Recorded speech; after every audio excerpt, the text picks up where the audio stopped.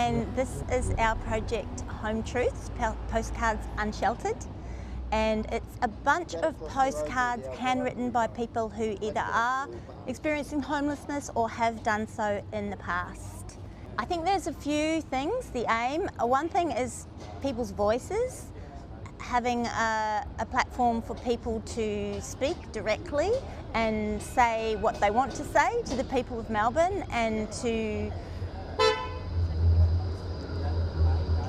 send a message in their own words and in their own handwriting. So I think that's really important. And also it's about, from the other side, from the reader's side or the audience's side, it's about, there's a lot of us and them around homelessness, and it's terrible. It causes so much destruction and pain and damage, and there's a lot of people being dehumanised and discounted and not recognised as equally valuable to other human beings. So I wanted to try and, in a very small way, try and invite people to think about other human beings and to connect with the messages, and then to sort of identify and feel some kind of emotional connection. So it's sort of about trying to change attitudes a little bit.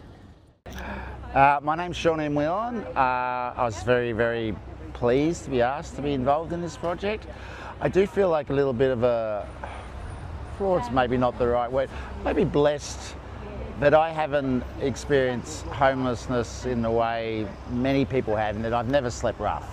I've been, I was permanently house and pet sitting for like 5 years. So strictly speaking, I didn't have a home, and that definitely had its challenges because it wasn't going from one to another. There were big gaps where I had to find somewhere to stay. Well, I do have a very beautiful friendship circle, so they were very supportive of it. But it's just a very important topic to me, because I feel like homelessness is something that's misunderstood on a very deep and profound basis. Yeah. I think they're seen as the other. They're seen as like something that couldn't happen to you, and like I read some of the leading statistic of homelessness people is women in their 50s now, you know, and people sort of see them as you know, like drug addicts and all that kind of stuff, and yeah, that's how I see that's misunderstood. So we were asked to write, we received a postcard in the mail, which is lovely, asked to write it on the postcard and send it back to Meg. I actually had no idea how it would be presented. I didn't realise it'd be in my own handwriting, like the actual postcard. I thought that would be like then typed out or something. So I really like that touch, that it's actually in people's handwriting. It's really quite personal. Yeah. Seeing them come together is incredible, because they're different voices, they're coming from different perspectives, different handwriting. It's just such a joy to see, yeah. I feel like it's amazing to see all the different stories. Like, we all interpreted the task differently, which also reflects the experiences of homelessness. They're all very different, and a lot of the time it's painted with the same brush. Like, a lot of people say, oh, you must have slept on the streets. I've never slept on the streets. There's no shame in that, but that's not my story. And a lot of people would make that assumption. If I ever did share, they would like fill in the gaps for me, wouldn't even let me tell my own story, because they had such strong assumptions. And I think this breaks that down as well. And in mine, I don't even talk about really like sleeping on the streets necessarily, but I talk more about my situation, which was a lot of couch like hopping and staying with like friends and family, which is how most young people experience homelessness that I've met and that I've interacted with.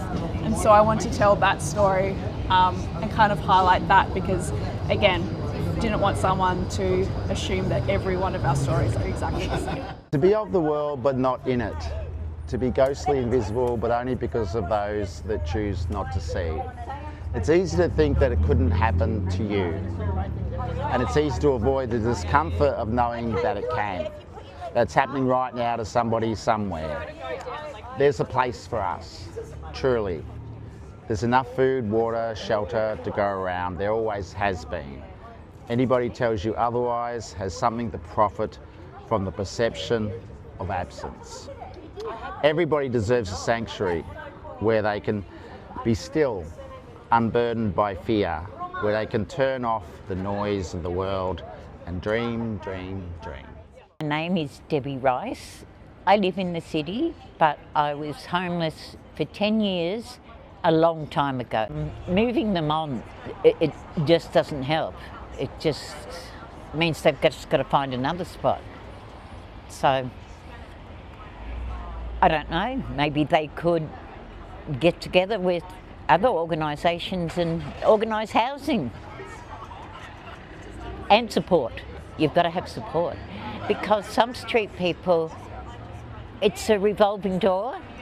They get somewhere to live, but they don't like it. I don't know why either. Maybe it's lonely. Yeah, and they've probably forgotten what to sort of do. Domestics are sort of a pattern, aren't they? Different pattern than what you do on the street. They probably think, oh, what am I going to do in these four walls? Well, I work at the Big Issue classroom, so I talk to students, either primary or secondary, different program for each, about homelessness and disadvantage. So it's good that people will grow up with a bit more knowledge, I hope, and they'll have a bit more, I guess, empathy for those that are homeless.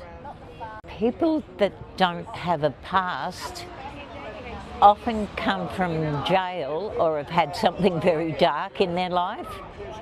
I was very naive, even sort of middle class when I was homeless, so I didn't understand all this stealing and you know, that part of it. Well, I was in rooming houses, so it's in those particular things. And I know a lot of people that prefer the street than the rooming house, because they don't have as bad sort of, I don't know. I've just written about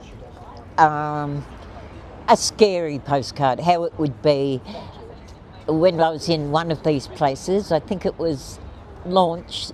There was a really young girl across the hall from me that was living under the bridge before she was in Hanover, and I just thought how scary that would be. And so I've just written about being stalked and, you know, trying to find somewhere that's safe. And homelessness is very scary. If you haven't got somewhere to live, it's easier for people to find you. One person has recently become housed after 20 years of homelessness, and he's just over the moon, and he's really excited because now he can lay all his stuff out, and he's fixing stuff. He's like making a lot of stuff and building shelves, and he's really happy about that. So he writes about having a home. The theme of domestic violence and family violence comes up a fair bit, as that's reflected in the realities and the statistics around homelessness as well, which is terrible, and we need to do something about that urgently. Stigma as well, and talking back to stigma, that's partly what this project is about. Like, there's one from BYT who's a fellow who's sleeping rough in the streets. Just to let you know, not all homeless people are the dregs of society. None of them are the dregs of society. That's what I'm sure he means, but that you think. And we are someone's father, mother, brother or sister. So don't judge us from the way we look. We are people whose story would make you think. So stop, say hello, and get to know us. So, but there's everything here. There's something for everybody to read and hopefully to connect with. There's even one that's it just describes what it's like to be homeless, and that's Helen's perspective on it, and it's just a big scribble in the middle representing the feeling, and then the words around it: invisible, vulnerable, terrified, overwhelmed, abandoned. So there's some really, and Lynn's written about her dream home, so people have explored the idea of home, all sorts of things. So it's really, really diverse, just like we all are as human beings. Okay, we're in, I'm not sure how to say it, but McIlwraith Place. We're just off Burke Street. opposite to landmarks are Pellegrini's, Espresso Bar and Paperback Books, just down from Parliament. So that'd be nice if we have some politicians stroll down during their lunch break and have a little bit of a read and get to hear from people who are Melbourne residents and their constituents who have or are experiencing homelessness. So we're in a little alleyway, and this is a billboard, but also there's posters circling around the inner suburbs of Melbourne, or lots of popping up here and there, and they've got a different layout. They've got 3 postcards on each poster, so they'll also be outside of the CBD for people who aren't in the city, and hopefully people will spot them out there in the wild. I mean, there's so many things that need to be tackled at once, which I think is why it's such a complex issue. So yes, it's access to housing in all its different types, but it's also income and access to jobs. It's access to services. I think also everyone says, oh, we want to connect to real stories. They're right here, like they're everywhere, yet people still say, oh, we don't understand, we don't know anyone who's experienced homeless. I'm like, seriously? Like you don't know, like anyone? Most of my friends who are female and who are older are saying that they're scared of becoming homeless. I know so many people in so many walks of life, people who you wouldn't expect, because there's no one type of homeless person. And so I think it's really fascinating that we're still having these conversations around and around. Like, we need to understand the issue. We do. We need to meet the people. They're here. We need to hear the stories. Again, come and read them. I think that's just an excuse, and we know how to solve it. Can we just stop going around in circles and actually do something? Yeah. Yeah.